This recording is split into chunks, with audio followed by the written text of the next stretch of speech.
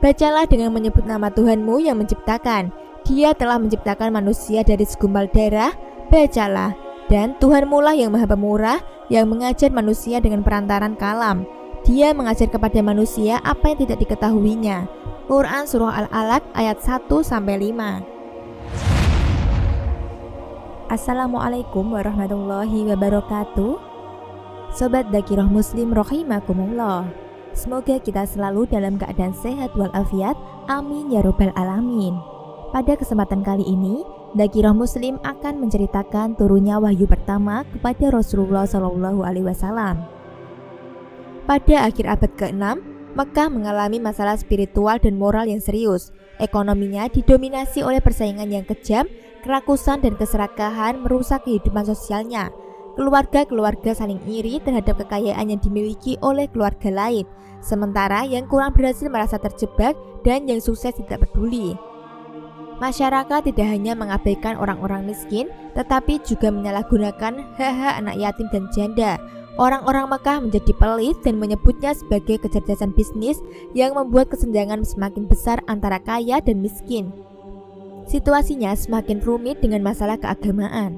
Meskipun orang-orang masih menghormati Allah sebagai Tuhan Ka'bah, namun hubungannya dengan mereka semakin jauh dan pengaruhnya terhadap kehidupan sehari-hari sangat kecil. Meskipun mereka tahu bahwa Allah adalah pencipta dunia dan pemberi hujan, keyakinan ini hanya sebatas keyakinan kosong. Orang Arab hanya berdoa kepada Allah saat dalam keadaan darurat, tapi setelah bahaya berlalu, mereka melupakannya sepenuhnya. Kini, mereka lebih sering memohon kepada berhala Hubal di dalam Ka'bah. Bahkan, jika malas untuk pergi ke Ka'bah, mereka cukup memohon berkah kepada berhala-berhala yang mereka punya di rumah. Sobat Dzakirah Muslim rahimakumullah.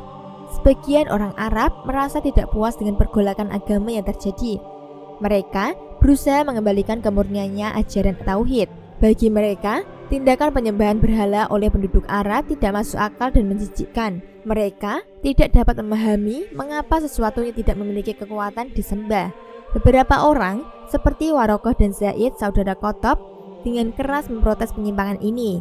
Bahkan, Zaid pernah mengekspresikan ketidakpuasannya di depan Ka'bah. Ya Allah, serunya, kalau aku tahu bagaimana engkau ingin kusembah, aku akan menyembahmu dengan cara itu, tapi aku tak tahu. Rintihnya pedih. Nabi Muhammad SAW yang sekarang menjadi kepala keluarga dengan 2 putra yang telah meninggal dan 4 putri juga prihatin dengan situasi ini. Nabi Muhammad merasa bahwa kaum Quraisy telah meninggalkan prinsip-prinsip kehidupan di padang pasir. Salah satu nilai terhormat dari kehidupan di padang pasir adalah muruah, yang sering diinterpretasikan sebagai keberanian, kesabaran, dan ketahanan. Muruah adalah tekad kuat untuk membalas setiap pelanggaran terhadap kelompok, melindungi yang lemah, dan mengatasi musuh-musuhnya. Di atas semua itu, anggota suku harus bersikap dermawan, mau berbagi ternak dan makanan. Hidup di padang stepa akan menjadi tidak mungkin jika orang-orang egois menimbun kekayaan sementara yang lain dibiarkan kelaparan. Jika ada yang tidak jujur pada hari-hari baik, tidak akan ada yang mau menolong saat kesulitan datang. Sikap ini sudah hilang dari anggota suku Quraisy. Nabi Muhammad SAW yakin bahwa harus ada perubahan gaya hidup saat ini. Yang paling penting, perubahan itu harus didasarkan pada agama baru, bukan agama pagan yang masih menyembah berhala-berhala, karena jika tidak, perubahan tersebut akan tetap dangkal. Ketika Nabi Muhammad SAW merasa sangat prihatin, Allah SWT memberi ilham kepadanya untuk mengasingkan diri ke suatu tempat. Pada zaman jahiliyah, mengasingkan diri seperti ini bukanlah hal yang tidak biasa.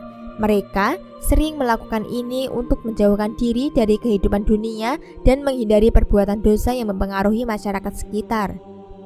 Gua Hira yang terletak di sebuah bukit sekitar 3 mil dari Mekah dipilih oleh Nabi Muhammad SAW sebagai tempat untuk mengasingkan diri.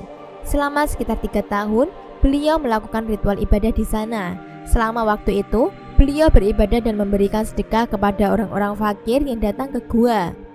Meskipun sedikit yang mengetahui detail ritual ibadah beliau di sana, menurut Al-Ghazali dan Imam Haramain, Nabi Muhammad SAW konon mengikuti ajaran Nabi yang sebelumnya. Setelah beberapa saat menyepi di Gua Hira, suatu hari Nabi Muhammad SAW mendapatkan sebuah mimpi. Mimpi itu begitu cerah, bagaikan fajar pagi mengusir gelap yang menyelimuti malam. Kelak mimpi-mimpi ini oleh Nabi Muhammad SAW dijelaskan sebagai salah satu tanda kenabian seperti yang termaktub dalam sabdanya. Mimpi yang benar merupakan satu bagian dari 46 bagian kenabian. Hadis riwayat Bukhari. Selama 3 tahun, Nabi Muhammad SAW mengasingkan diri di Gua Hira. Pada bulan Februari sekitar tahun 610 Masehi, ketika sedang fokus beribadah, kehadiran sosok misterius tiba-tiba mengganggu ketenangannya. Bulan Ramadan yang biasanya tenang untuk beribadah menjadi berbeda. Kehadiran yang tiba-tiba itu membuatnya merasa ketakutan. Perasaan damainya langsung hilang digantikan oleh ketakutan yang menggerogoti hatinya. Tanggal 17 Ramadan, dalam Gua Hira yang remang-remang, tangan lembut malaikat utusan Tuhan menyentuh dada Nabi Muhammad SAW yang telah memasuki usia 40 tahun. Malaikat itu mulai mengeluarkan suaranya, lembut namun menggetarkan jiwa suami Khadijah yang berdiri mematung. Ya Allah, ringankanlah bebannya, lapangkanlah dadanya, dan bersihkanlah batinnya. Wahai Nabi Muhammad, bergembiralah, sesungguhnya engkau adalah seorang nabi bagi umat ini. Sosok itu begitu tenang dan fasih menyuarakan kalimatnya. Ia kemudian melanjutkan, bacalah. Aku sama sekali tidak bisa membaca dan menulis, jawab Nabi dengan perasaan tak menentu. Malaikat itu kemudian mendekap Nabi, mencoba meneguhkan hati Nabi Muhammad SAW. Bacalah. Ia mengulangi perintahnya. Aku sama sekali tidak bisa membaca dan menulis. Nabi masih juga memberikan jawaban yang sama. Rasulullah masih belum memahami apa yang dikehendaki tamunya ini. Kini, sosok itu kembali mendekap beliau. Dekapan kedua ini lebih kuat dari yang pertama hingga membuat beliau merasa sesak untuk bernafas. Sesaat kemudian dekapan itu dilepaskan dan perintah yang sama kembali keluar dari mulut malaikat itu. Bacalah. Aku sama sekali tidak bisa membaca dan menulis. Jawaban ketiga ini adalah penandas dari Nabi Muhammad SAW. Dalam malam Ramadan yang tenang menjadi saksi pertemuan dua makhluk mulia di dalam gua. Mereka duduk berhadapan, dikelilingi oleh dinding-dinding gua yang membisu. Jalan menuju gua terbentang seperti ular melingkar di bukit batu. Di dalam gua, cahaya kenabian Nabi Muhammad SAW bersinar terang memukau malaikat yang hadir. Nabi kembali diperintahkan untuk membaca, namun perintahnya kali ini lebih tegas dan terstruktur. Bacalah dengan menyebut nama Tuhanmu yang menciptakan. Dia telah menciptakan manusia dari segumpal darah. Bacalah. Dan Tuhanmu lah yang maha pemurah, yang mengajar manusia dengan perantaran kalam. Dia mengajar kepada manusia apa yang tidak diketahuinya. Quran Surah Al-Alaq ayat 1-5. Nabi Muhammad SAW mengulangi kalimat-kalimat tersebut beberapa kali hingga dihafalnya dengan baik. Setelah itu, sosok yang menemaninya sejak tadi tiba-tiba lenyap. Meskipun hening kembali, pikiran Nabi Muhammad SAW dipenuhi kegelisahan.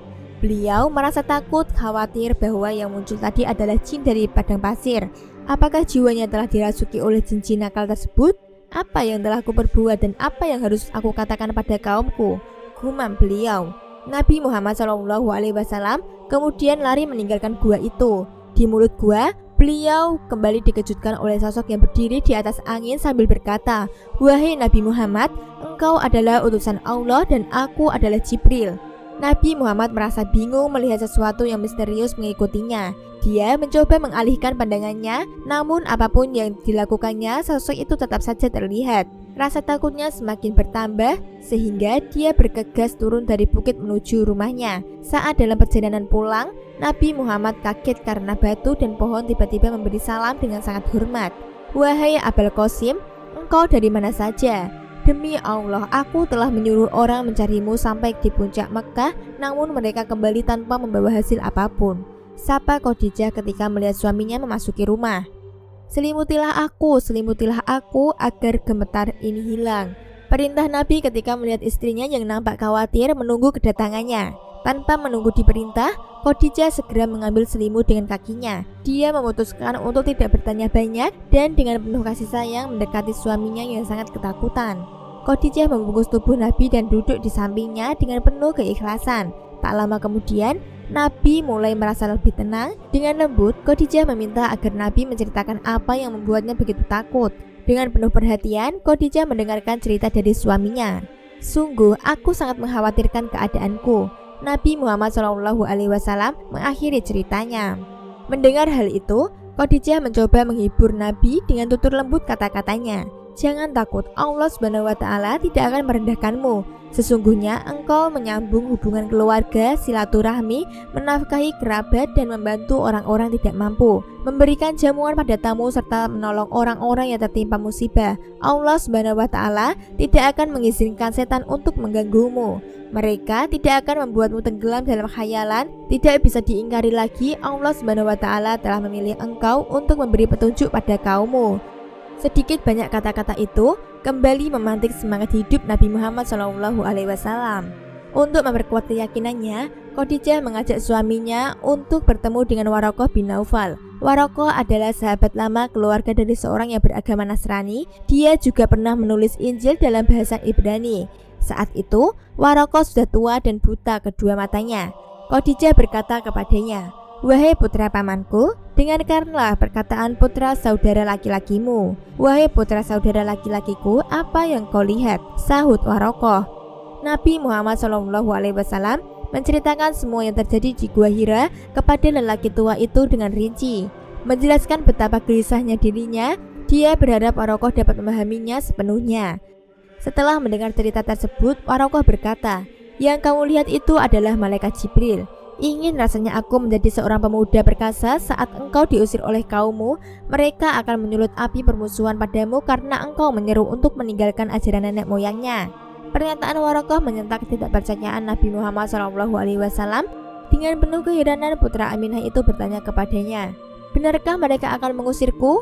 Waraqah menjawab secara tegas, "Tidak ada seorang pun yang membawa ajaran seperti yang kamu bawa ini, melainkan ia akan dimusuhi." Peristiwa di Gua Hira menjadi catatan baru bagi sejarah dunia.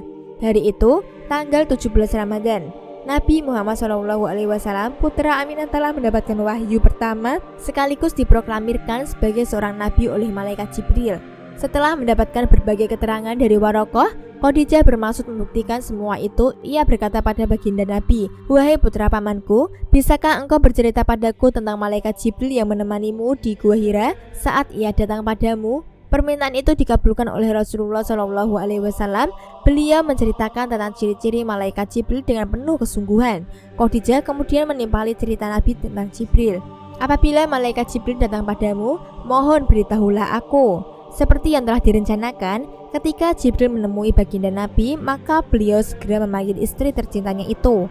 "Wahai Khadijah, ini Jibril datang padaku. Kemarilah suamiku, duduklah di atas pahaku yang sebelah kiri." Mendengar permintaan itu, Nabi langsung duduk di atas paha Khadijah. Sesaat kemudian, istrinya berbisik lirih di telinga beliau, "Apakah kau masih melihatnya?"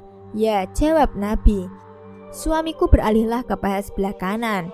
Nabi lantas pindah ke paha Khadijah sebelah kanan. Beliau kembali berbisik di telinga suaminya, "Apakah kau masih juga melihatnya?" "Ya," jawab Nabi. Pelan-pelan Khadijah kemudian membuka cadarnya sehingga wajah dan kepalanya terbuka. Sambil memangku Nabi, Khadijah kembali bertanya, "Apakah engkau masih melihatnya?" Nabi menjawab, "Tidak." Kini Khadijah yakin bahwa sosok yang menemui suaminya itu adalah Jibril. Dengan gembiranya, beliau berkata kepada Rasulullah, "Teguhkanlah dirimu wahai putra pamanku dan berbahagialah. Demi Allah, sesungguhnya yang datang kepadamu adalah malaikat, bukan setan." Setelah menerima wahyu di Gua Hira, Rasulullah tidak bertemu dengan malaikat Jibril dalam beberapa waktu. Ini adalah hari-hari sulit pertama baginya setelah pertemuan dengan malaikat Jibril. Selama sekitar 40 hari, tidak ada wahyu yang turun dan Jibril tidak muncul. Nabi Muhammad sangat khawatir bahwa dia telah membuat Tuhan murka. Karena sedihnya, ia bahkan pernah berpikir untuk melompat dari atas bukit. Namun, ketika hendak melakukannya, langkahnya terhenti tiba-tiba. Di sana, di atas cakrawala, malaikat Jibril muncul kembali. "Nabi Muhammad, engkau benar-benar utusan Allah SWT." Beliau kembali merasakan getaran yang dahsyat ketika bertemu Jibril. Nabi Muhammad SAW langsung berlari menuju rumahnya. Selimutilah aku." Beberapa saat kemudian, malaikat Jibril kembali menemui Nabi Muhammad SAW. Kali ini, malaikat Jibril menurunkan ayat yang lebih tegas sekaligus merupakan tugas pertama bagi Nabi Muhammad SAW yang kini telah menjadi Nabi serta Rasul. Mulai saat itulah Al-Quran kembali diturunkan secara berangsur-angsur. Hai orang yang berkemul atau berselimut, bangunlah, lalu berilah peringatan, dan pada Tuhanmu agungkanlah, dan pakaianmu bersihkanlah, dan perbuatan dosa tinggalkanlah. Dan janganlah kamu memberi dengan maksud memperoleh atau balasan yang lebih banyak, dan untuk memenuhi perintah Tuhanmu, bersabarlah apabila ditiup sangkakala, maka waktu itu adalah waktu datangnya hari yang sulit bagi orang-orang kafir lagi tidak mudah. Quran Surah Al-Mudathir ayat 1-10. Wallahu a'lam.